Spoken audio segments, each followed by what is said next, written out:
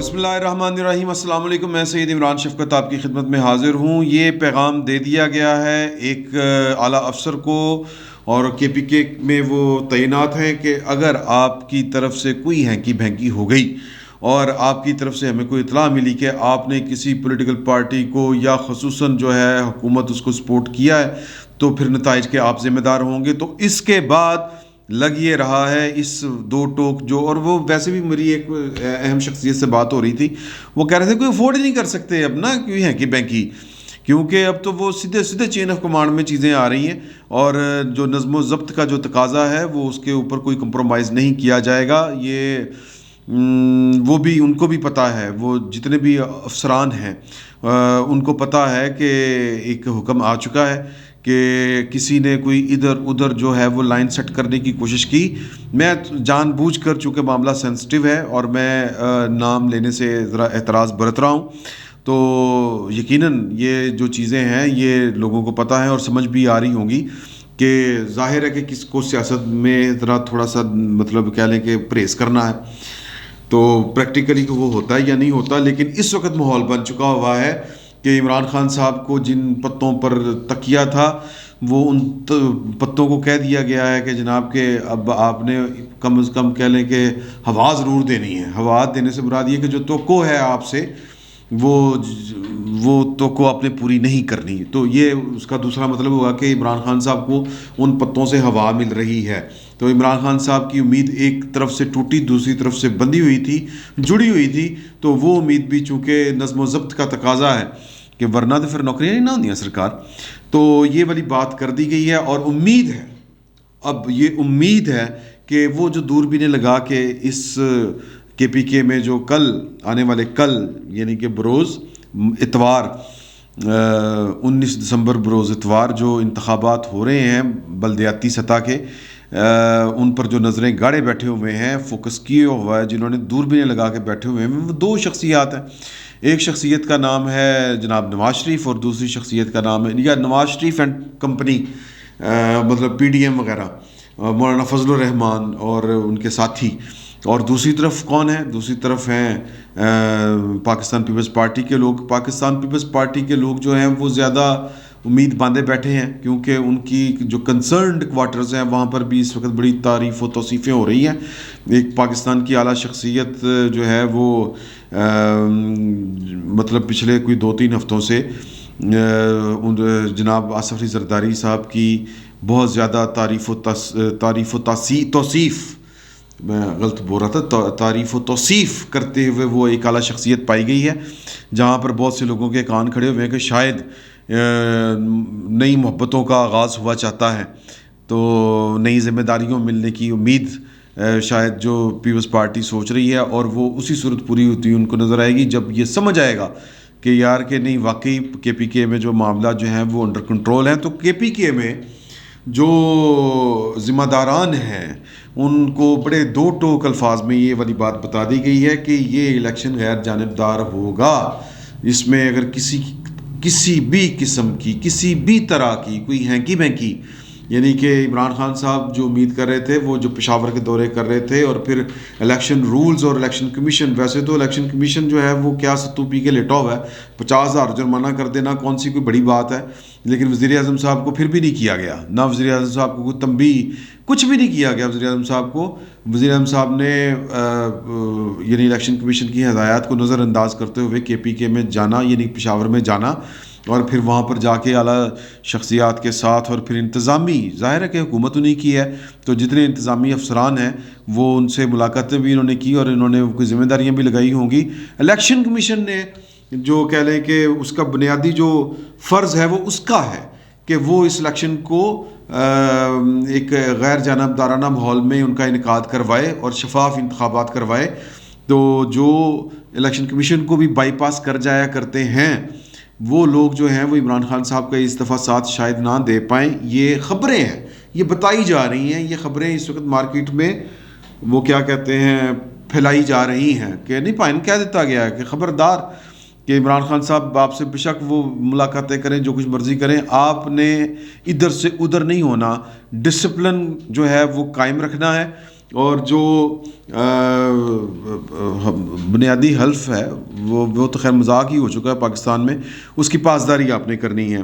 تو کل شام کو رزلٹ آنے شروع ہو جائیں گے، 1-2 دن میں بالکل کلیئر ہو جائیں گی چیزیں، کہ جس میں پتہ چل جائے گا کہ کیا ہوا ہے. آپ کو یاد ہوگا کہ نواز شریف صاحب نے جب کنٹونمنٹ بورڈز کے انتخابات ہوئے تھے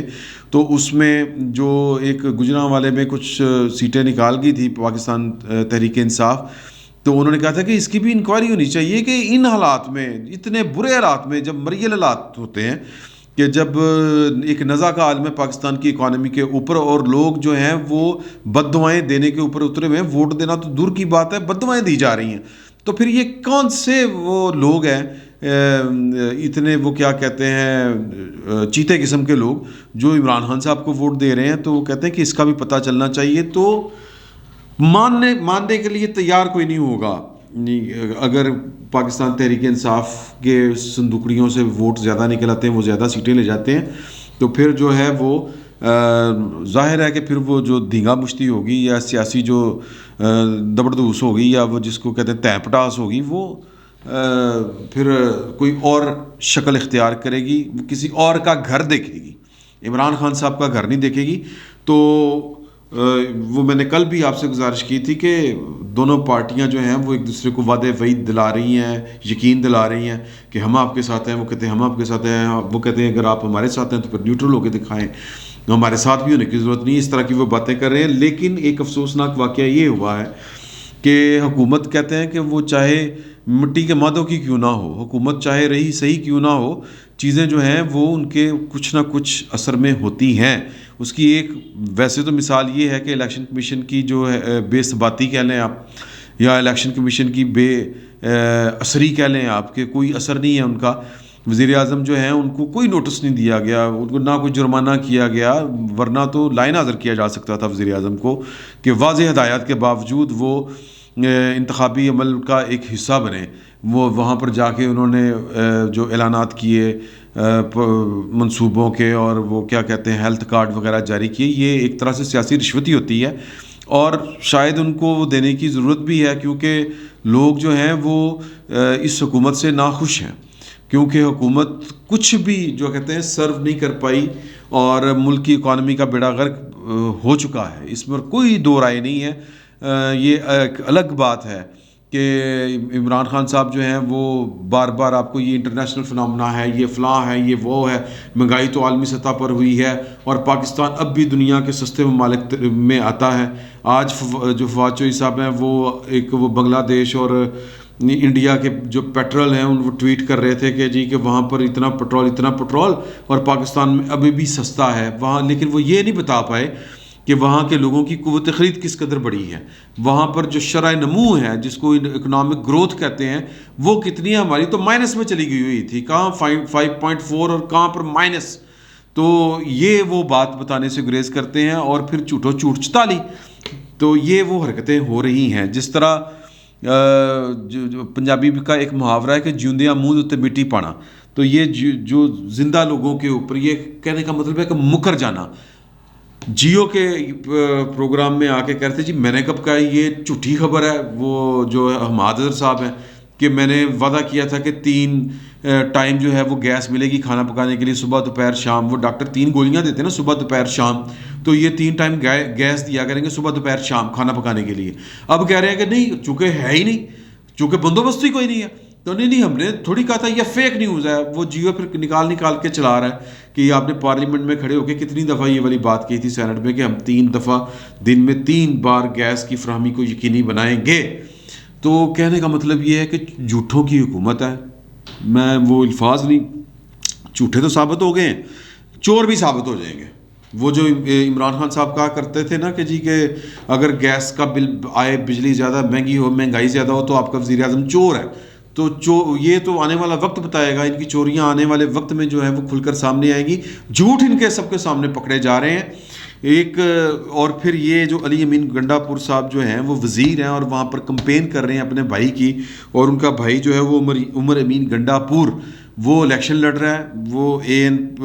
کیا کہتے ہیں جی میئر کا امیدوار ہے پی ٹی آئی کی طرف سے ڈیرہ اسماعیل خان سے. اور علی امین پور صاحب جو ہیں وہ دھمکیاں دیتے پائے گئے ہیں، دھمکیاں دیتے ہوئے.